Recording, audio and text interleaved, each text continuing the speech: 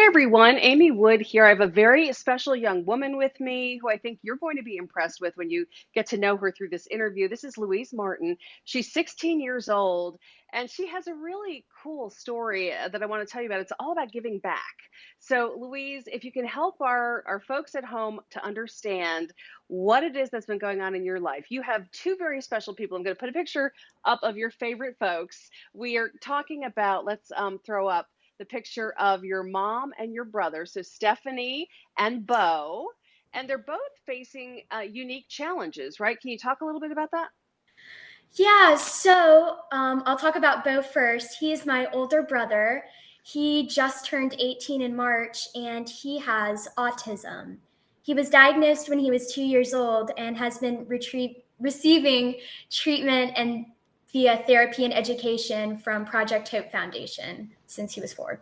And then my mom, Stephanie, about a year ago was diagnosed with acute lymphoblastic leukemia, and she has been fighting it ever since. She had a relapse back in December, but she's doing a lot better now and should hopefully finish treatment by August. So that's pretty incredible. They obviously mean the world to you. But you Yes. were recently at an event that was designed to help out your brother's cause, so to speak, right? You're an amazing young woman with a positive attitude. You go to the Project Hope Foundation, the big gala, they have the fun evening. And I guess that was your first one, right?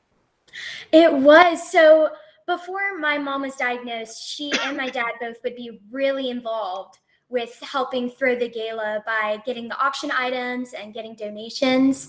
So I was always like, I don't know, you could say exposed to it since like I was really little. And every year I would always ask my parents, can I go to the gala this year? Because I knew it was a really big, fun, fancy event. And so this was finally the year. And it was really a really cool experience just being around so many like very kind people and all learning and growing more support about a cause we all love. And so talk about what happened. They had this fun little contest, heads or tails, and it gets down to you and you win it. And what did you win? Talk about Okay. what you win and what you did with it. Okay. So I actually playing the game, I had no idea what was going on. Everyone at like the table I was at was kind of coaching me. They were like saying, "Oh yeah, it's just like kind of playing the odds." And so I get up to the stage and it's like you have to choose either like heads or tails. And if you guess right, then you keep going on to the next round. And so at the end, I was standing up there and I had no idea what I had won. And so I walked back to my table and Miss Susan Sachs, who was one of the co-founders, comes up with a clear vase full of like $10,000 in cash. And she hands it to me and says, "Congratulations." And my jaw literally just dropped to the floor. So there Like you I are. You could have not believe it. $10,000. And what do you, Louise Martin, decide to do?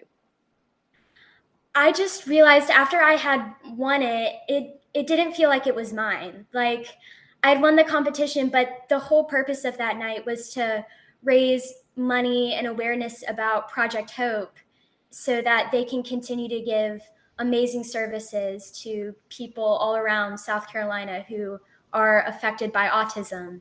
And I knew they could do so much more and provide so many amazing services with that money than I could ever do. And so I donated it back at their big giving part near the end of the program. So talk, Louise, about what happened after that. So you give the 10 grand and then suddenly the call goes out for more and you kind of set the bar pretty high. People felt pretty pressured to give that night, didn't they? Yeah, like it was crazy. So up on like a screen behind the platform, they would show all of the donations that were coming in, and you could like see the names, and you Hmm. could like see like the bar going up because their goal was, I think it was 1 million. I may be totally I think wrong, maybe 1, but you could 1.3, somewhere in there. Yeah. A lot. yeah, so you could just see the bar keep going up. And I was just like, wow, something little old me did inspired so many other people to help out a really amazing cause. And that will go and will help so many kids and adults with autism. And this is not a strange topic to you because with your mom's challenge that she's been facing, you apparently, from the way you're carrying yourself, you're a very brave young woman, just like your mama. And you also have been fundraising for her cause, right? You've been working with the Leukemia and Lymphoma Society, right? Yes. So every year, the Leukemia and Lymphoma Society does a competition called Students of the Year. And so one of my best friends, Faith Vagnoni, was a candidate. And she ran, and I was a member of her campaign team to help raise as much money as we could for LLS. And our team, we didn't win the competition, but we raised about $25,000 for What? that cause. Yeah. Wow. Louise, like there are professional fundraisers that struggle to get those big numbers. That is so impressive. Do you have an interest or a passion for perhaps going in that direction as you grow older and start to think about what you're going to study? Yeah, actually, funny you should mention that. After the first couple weeks when we had started fundraising, I was getting so excited. Like there were checks coming in the mail, and we had like a website that showed us our team's total and then how much we individually raised. And so it just kind of kept going up and up. And I remember going home one day and I was asking my mom, I'm like, can I do this for a career? Because I just had so much fun doing it, and just I was just so happy that something I was doing was going to go and help so many patients who were affected by blood cancers. Well, so many of us look for the silver lining in rough situations, right? It's terrible. Your mom's having to go through this battle, of course, but isn't it remarkable that it is, and I'm sure reassuring to her that it's opening up this window of opportunity for yourself. I mean, that's pretty amazing. What a gift. Yeah, I remember when she was first diagnosed, I felt a little powerless because like I wasn't able to drive. I wasn't able to like go see her in the hospital because of Mm, COVID. yeah. So I kind of felt powerless, like I couldn't do anything to help. So I felt like this was my way of paying her back and helping out. You're so sweet. I know she's so proud of you. What does she tell you? Is she always like, "Oh my gosh, girl, you're amazing"?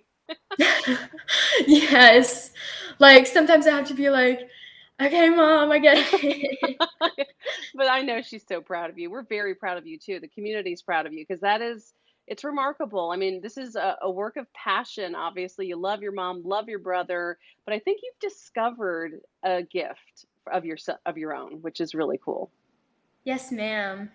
Well, congratulations. We're happy to still tell your story. This is what we call the Upbeat, my newsletter that goes out. We're trying to tell some positive stories. I'll be posting this as well to social media so people can know about it too on a broader way. But I'm just really thrilled to meet you and I wish you the best of luck. Please stay in touch and let me Thank know what you're up you. to. And we're praying for your mom and, of course, for your brother too with all of his challenges. I know that he's an awesome young guy. What's his favorite way for him to express to you, like, way to go? Like, what does he like to do? What's his way of expressing that to you?